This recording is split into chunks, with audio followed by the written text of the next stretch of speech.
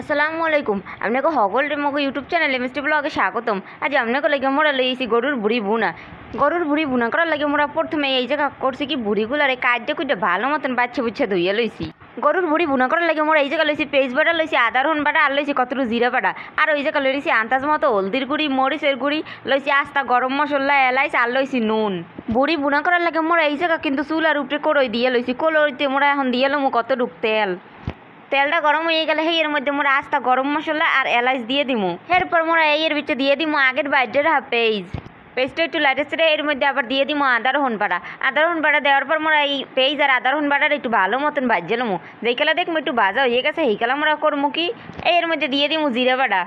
জিরা বাটা দিয়ে একটু ভালো মতন লাইটে ছেড়ে লমু। যেই কালা দেখমু একটু মশলাগুলো ভাজা ভাজা হয়ে গেছে সেই কালা মোরা এর মধ্যে দিয়ে দিমু হলদির গুঁড়ি, মরিচের গুঁড়ি, আর দিয়ে দিমু নুন। এখন এই সব মশলাগুলোর এক লগে ভালো মতন এককালে কষাইয়ে লইতে হইবে। যেই কালা দেখবো মশলা কষানো হয়ে গেছে সেই কালা আমরা এর ভিতরে কাটতে ধুইয়ার হাত বুড়িগুলোরে দিয়ে দিমু। বুড়ি দেওয়ার পর এই মশলার লগে লাইটে ছিটে ভালো মতন বুড়িগুলোরে মিলাইতে হইবে। ওই মিলাইতে হইবে মানে হইলো দিয়ে ভালো মতন কষাইয়ে লইতে হইবে।